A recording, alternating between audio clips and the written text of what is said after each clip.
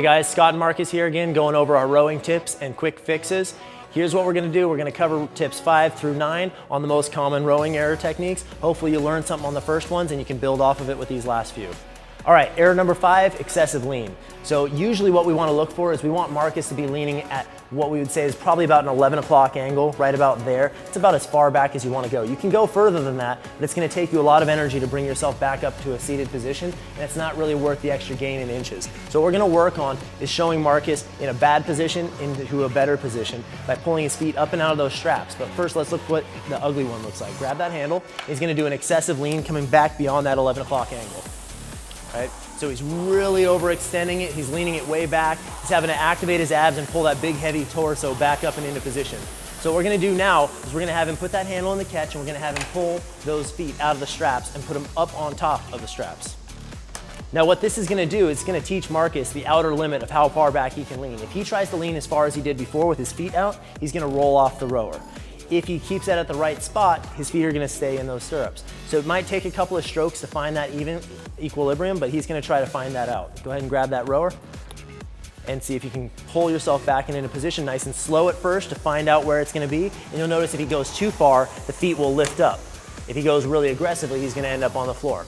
So he wants to keep those feet in the stirrups. He's gonna know how far back he's gonna come. Notice naturally he's finding that about 11-degree angle, right? That's where he wants to be. That's his finished position, and it's all about taking the feet out to teach him that position.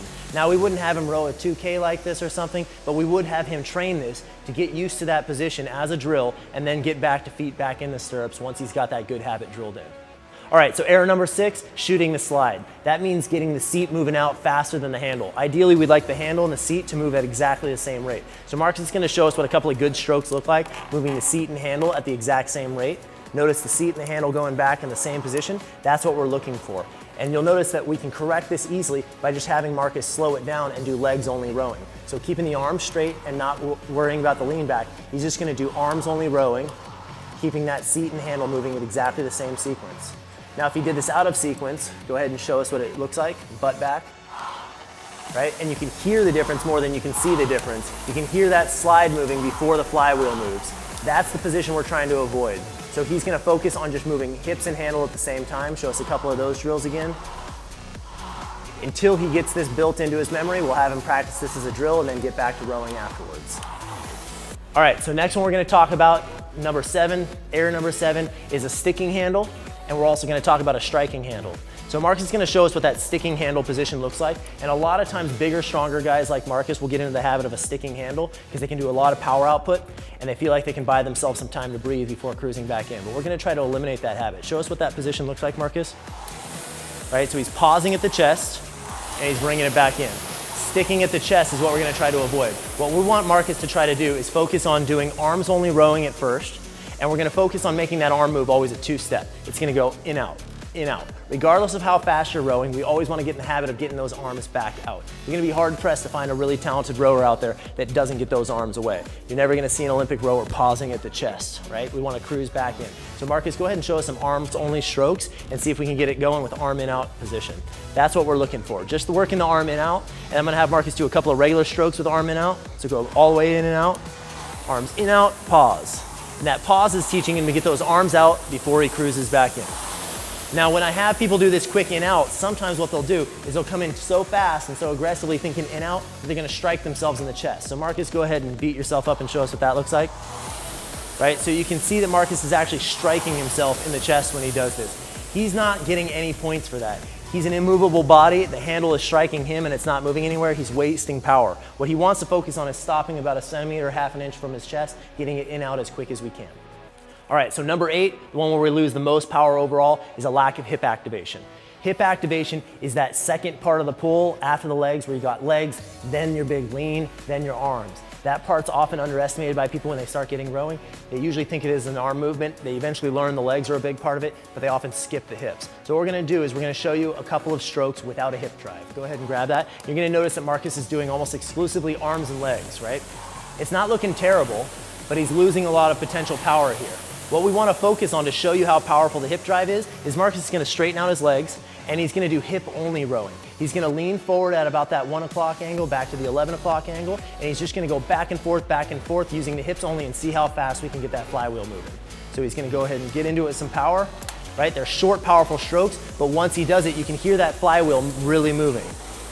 That's the speed and power we want to add in there. So you're going to notice that when he gets in this position, the difference between he'll do 3 strokes without the hip, then he'll do 3 strokes with the hip, and you're going to hear the difference on that flywheel with the power output. Go ahead and show us, Marcus.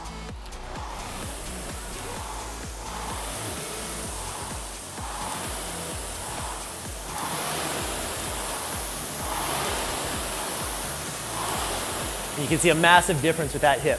All we're gonna do here to train that hip is just like we showed you, hip only rowing. We're gonna leave the arms and legs out of it just to demo that hip portion. The next thing we're gonna do is we're gonna watch the power curve on the monitor.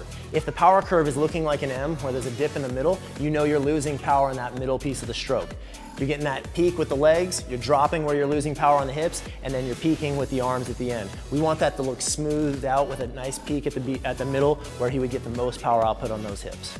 All right, so number 9, our last tip that we're gonna go over is how to work on that race start or that sprint start or your power start.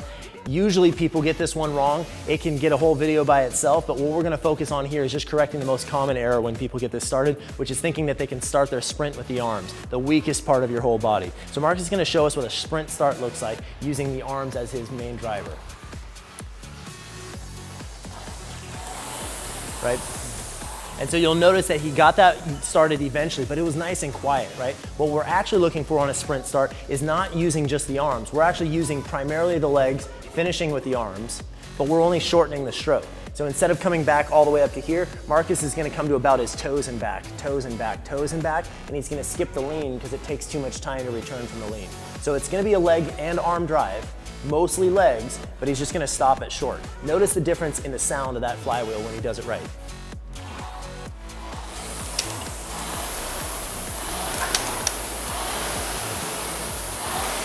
Perfect. So you'll notice a significant difference. So he's still using his legs, still using the arms, skipping the lean, just shortening the stroke. So race start does not start with the arms, the weakest part of the body. So those are our 9 tips. If you have any questions, let us know.